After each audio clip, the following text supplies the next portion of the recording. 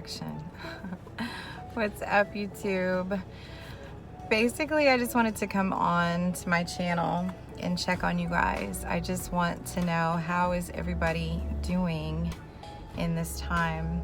It's been pretty crazy, you know, with coronavirus and the kids getting ready to start school, college students, kids, and we're learning from home now on laptops and virtual learning. The Age of Aquarius is ushering in, guys. I mean, it's like you have to be ready for it. There's nothing you can really do to stop it. The Age of Aquarius is the age of knowing. We're leaving the age of Pisces, which is the age of believing. That's the age of religion and things like that, which are now about to be abolished because of all of the information that is so readily available to you today. We can actually converse with people on the other side of the world now via Snapchat, Facebook, you know, social media, video calls. It is not the same as when, you know, your parents and grandparents were around and, you know, the farthest they could speak to someone was down their block in their town, and they'd have to write letters to get information. Now the Age of Aquarius is it's readily you're readily informed with the Age of Aquarius, because Aquarians, it's the age of technology. So I have a daughter, you know, in Spain, and I can talk to her face chat anytime and see what's going on in Spain. So I digress. I just wanted to see how everybody was doing, and basically I was just thinking about, you know, my life. I've been researching a lot of things because that's just what I do. That's what I've done my entire life. You know, when I was 8 years old, I used to question, you know, things, tradition. You know, my whole entire family was raised in Catholicism. And when I was 8 years old, I used to ask my mom, like, why do I have to go in a box and tell this man my sins? Like, that's crazy. And my mom looked at me and she's like, honey, that's just what we do. That's the age of Pisces. My mother's a Pisces. Beautiful woman, wonderful woman. But we're no longer just doing what we're told to do anymore, because we have too much information to just do that. But, you know, I'm a liberal person. I mean, there's no way that I'm going to impress my beliefs and values upon you. I would never do that. Believe whatever you want to believe and live your best life, because you came down here to fulfill your contract with what you chose to do before you got to this earth, and you're going to fulfill it regardless. Either you're going to fulfill it or fail it or whatever. You're going to have your own experiences, and you are the master of your soul, and you're going to do what you want to do. So believe what you want to believe. You know, I used to be a holiness preacher's wife, and I studied the Bible for 4 years and devoted my life, my husband's life, and my children's life to it. And I did not play any games about it. And I'm so grateful that I had that experience. I'm super thankful for that. So what I really wanted to talk about today was just basically like, like the purpose of life, and the fact that, you know, who really knows what happens when we die, because we don't ever die, because energy is forever and you can't die. And as far as the people that I listen to and learn from, which I've been doing it for years, you know, my belief is that we literally come back to this earth, you know, over and over until we get it right, or until we're enlightened in some kind of way. And your earthly body can't encompass lifetimes over and over and over. I mean, it gets older, you know, it wears out, you know, you cannot keep the same body forever. So you come back, you even come back with people that are in your soul circle, people that you made contracts with before you came down here. Like, you know, my daughters could have been, you know, one of them could have been my mother before, and now, you know, they're my daughters. My daughters are awesome. I have 4 gorgeous, smart girls. They are some beasts, baby. And by that, I just mean they're awesome. We make contracts like that and come to this earth to fulfill them.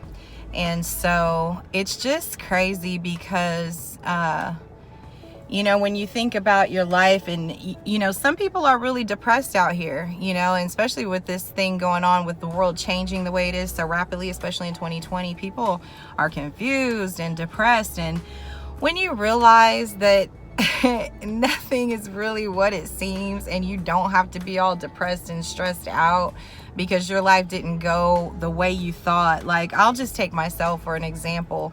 You know, I've just been doing some reflecting for the last few years. You know, I've been single, and I'm just like, man, you know, I don't have a husband. I have several of my children are scattered to different parts of the world doing their thing, living their life. You know, I have a job that I do every day just like anybody else, and I'm just like, there's got to be more to life. And, you know, am I doing this wrong? You know, and the reason I would even feel like I'm doing it wrong is because I'm a product of my environment. And it's like, I have a lot of earth people around me, and the earth people are, you know, it's like, you know, get a husband, get a job, you know, have 2.5 kids, get the picket fence and the house that you want, and get somewhere and be still and work your job forever in retirement.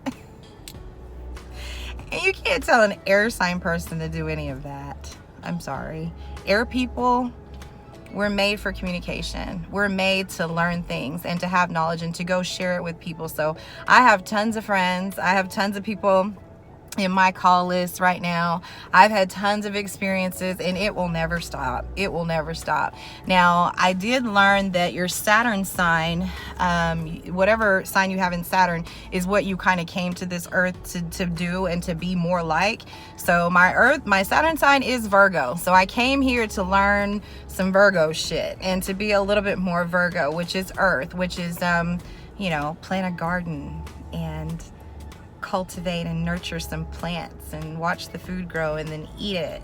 That's nice. That's Virgo stuff, you know, instead of roaming around through the air from here to there, this city to that city, this person to that person, getting knowledge, getting information. Like, slow down, tend to the cucumbers in the ground. Do cucumbers grow in the ground? It's the air talking. I don't know. But anyway, so that's my point. Great point. Nipsey Hussle. Dear God, we all love us some Nipsey Hussle. Most people do. I mean, most people do that have heard about Nipsey Hussle. And I got to thinking about that today after listening to a lot of videos of different people who talk about the things that I'm talking about.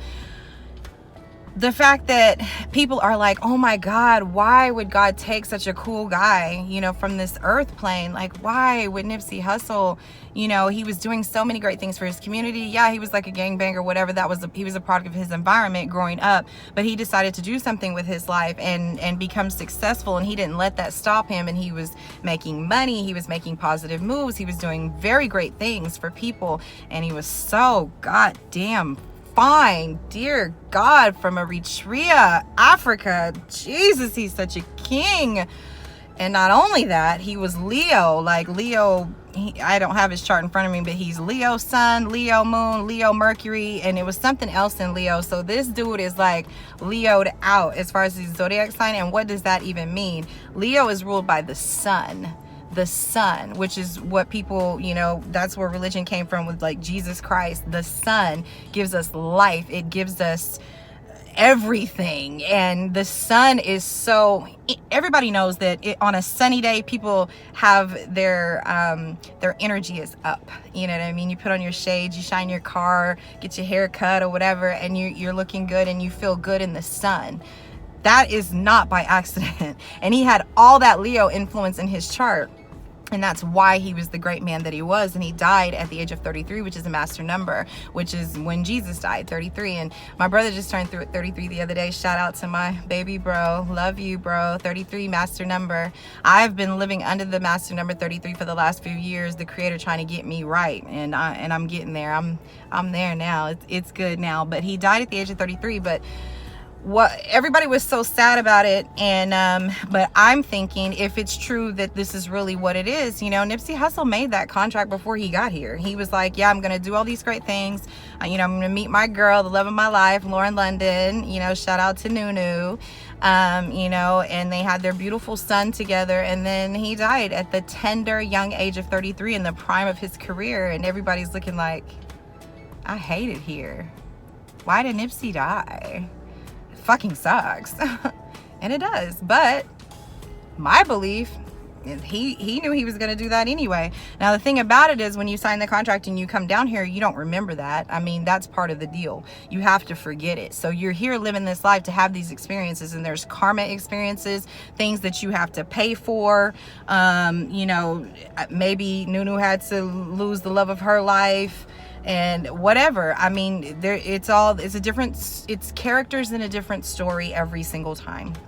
And so that's why you can't even be sad when someone dies, because they planned this. They planned to do it. It's just that when you're here, you don't remember any of that. You're just living this life experience that you're supposed to live. So my advice and my point, I'm going to keep this video brief. I could talk about this stuff forever. I just have encouragement for you today. Whatever your gifts are, whatever your life is at this exact moment, whether you're rich, poor, homeless, happy, sad, got kids or not, got a man, girl or not, it doesn't fucking matter.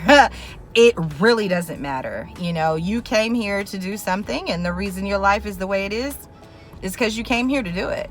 You know, and yes, we are part of the creator. We were blasted here to create and to do you know, what we were charged to do, and we're gonna get that done regardless. I mean, you know, you're gonna die when you're supposed to die, and you're gonna come back and do something else that you're supposed to do, unless you're like all enlightened or whatever, and then you don't have to come back.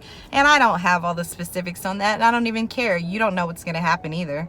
So my thing is, does your soul resonate with it? Does it make sense? Because the creator did give you a lot of common sense. I mean, we are part of the creator. All you have to do is tap in and pray, meditate and pray. That's all you have to do, and you can get a lot of answers. So that resonates with me. It really does.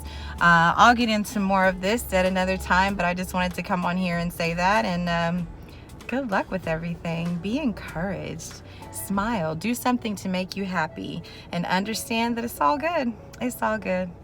Later.